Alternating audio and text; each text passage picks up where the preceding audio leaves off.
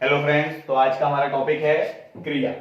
ठीक है, क्रिया के बारे में पढ़ेंगे आज। इससे पहले हम संज्ञा, सर्वनाम और विशेषण कंप्लीट कर चुके हैं। आज का हमारा टॉपिक है क्रिया। ठीक है, क्रिया के बारे में पढ़ेंगे कि क्रिया किसे कहते हैं और क्रिया कितने प्रकार की होती है। ठीक, सबसे पहले पढ़ते हैं क्रिया किसे कहते हैं। ठीक है, देखिए, जिन शब्दों से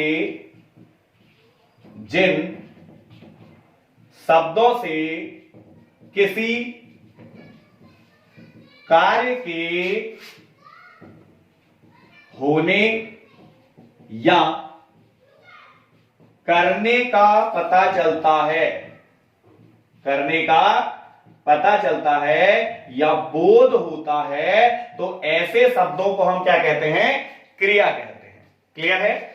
वे शब्द जिनसे किसी कार्य के होने या किसी कार्य को करने का हमें पता चलता है, उन शब्दों को हम क्या बोलते हैं? क्रिया कहते हैं। ठीक है, क्रिया की अगर हम बात करें तो क्रिया का मूल रूप क्या है? धातु।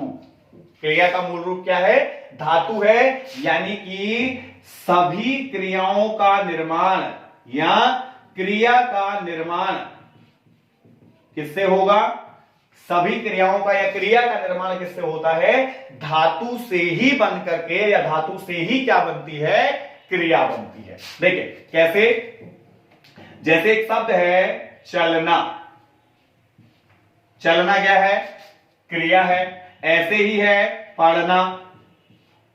पढ़ना भी क्रिया है। देखिए, चलना में चल धातु। चल क्या है? धातु है। और चल धातु के साथ जब हम ना जोड़ देते हैं, किसके साथ? चल धातु। इसमें जो मूल धातु है वो चल है।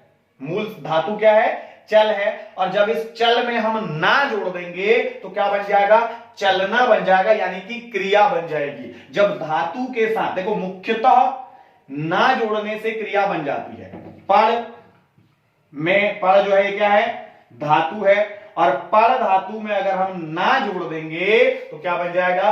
पढ़ना बन जाएगा, यानी कि क्रिया बन जाएगी। ठीक है, ऐसे ही खेलना क्रिया है।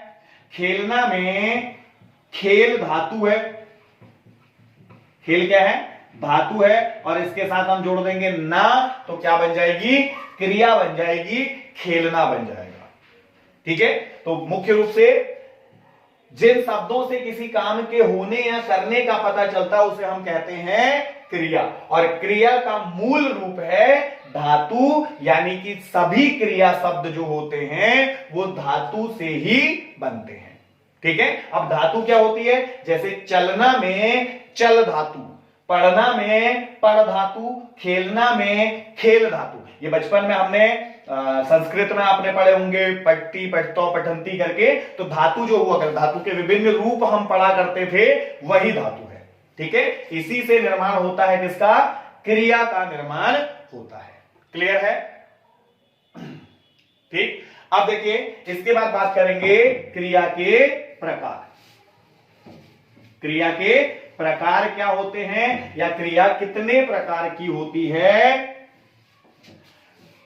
देखिए, मुख्य रूप से अगर रचना की दृष्टि से हम बात करें, रचना की दृष्टि से हम बोलें तो रचना की दृष्टि से क्रिया दो प्रकार की होती है। रचना की दृष्टि से क्रिया कितने प्रकार की होती है? दो प्रकार की होती है। पहला सकर्मक क्रिया और दूसरा अकर्मक क्रिया। ठीक है, रचना की दृष्टि से क्रिया जो है वो मात्र दो प्रकार की होती है, केवल एक सकर्मक क्रिया और दूसरी अकर्मक क्रिया। ठीक है, अब सकर्मक और अकर्मक में क्या डिफरेंस है? देखिए, जैसे कि इनके नाम में है सकर्मक, सकर्मक यानी सकर्म, इसको डिफरेंशिएट करके पढ़े, सकर्म, और यहां पे है अकर्म। ठीक, सकर्म और अकर्म। यहां पे स का मतलब होता है साथ, ठीक है, स का मतलब क्या होता है, साथ, यानी जो क्रिया कर्म के साथ आती है वो क्या कहलाएगी, सकर्मक कहलाएगी। ऐसे ही अकर्मक, अकर्मक देखिए हिंदी में अ जब किसी शब्द के आगे लग जाता है तो वो नेगेटिव बन जाता है, ठीक है। तो ऐसे ही जब कर्म के बिना, जब कर्म के बिना कोई क्रिया आती है तो वो क्या बन जाती है, अकर्मक क्रिया कहलाती है। आई बात समझ में। सकर्मक और अकर्मक में क्या डिफरेंस है, जब क्रिया कर्म के साथ आएगी तो उसे सकर्मक कहेंगे और जब कर्म के बिना आएगी तो उसे अकर्मक क्रिया कहेंगे, ठीक है।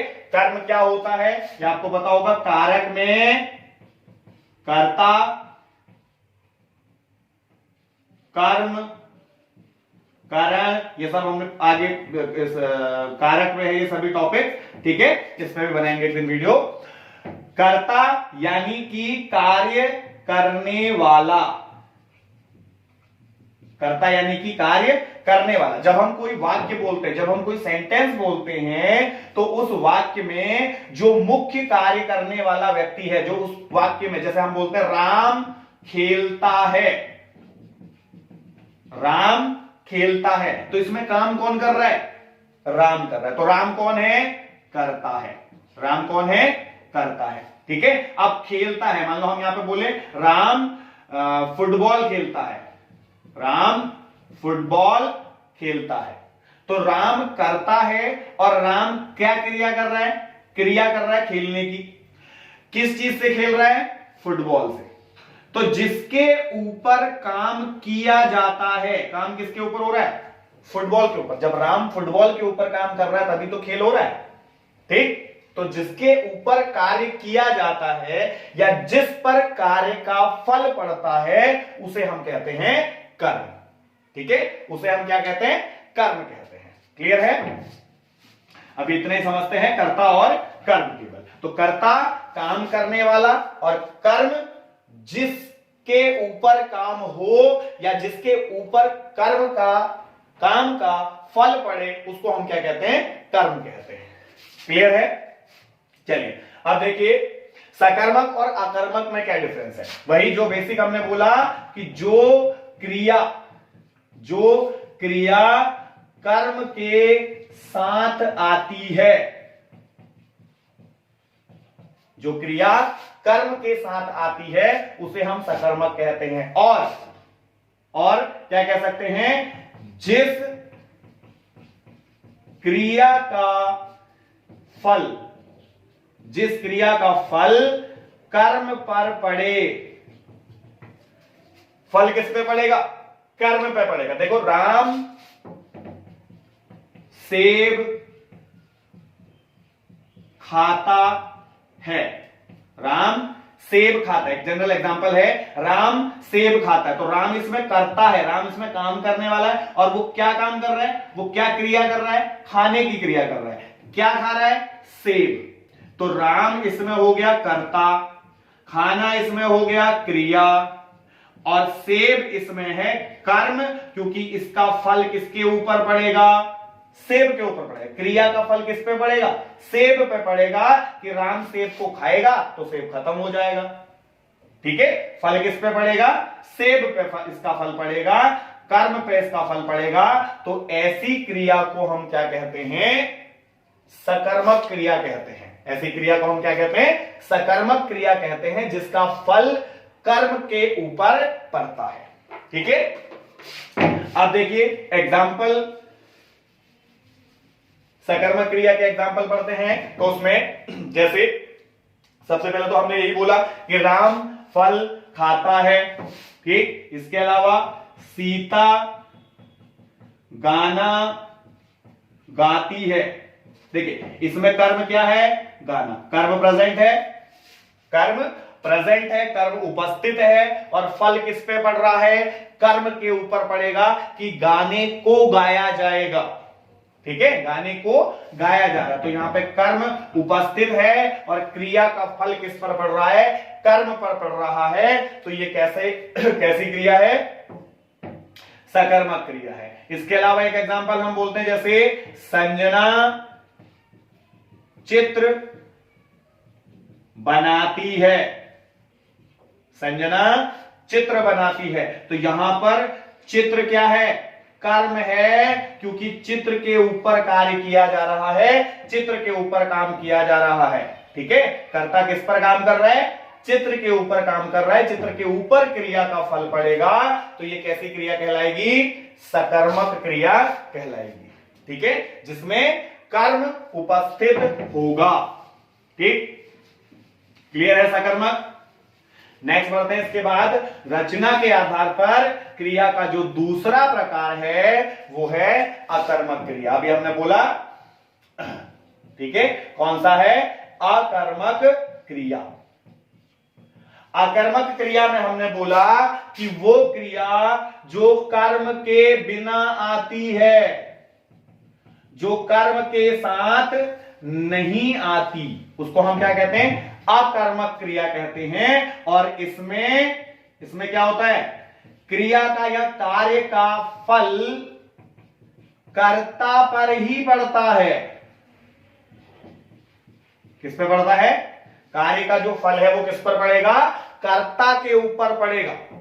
सकर्मक में फल किस पर पड़ रहा था, कर्म के ऊपर पड़ रहा था। अब यहां कर्म उपस्थित नहीं है तो क्रिया का फल किसके ऊपर पड़ेगा, कर्ता के ऊपर क्रिया का फल पड़ेगा। ठीक है, जैसे एग्जांपल देखते हैं, राम हंसता है, राम हंसता है। ठीक है, तो यहां देखो राम क्या है, कर्ता है, और क्रिया क्या है, हंसना।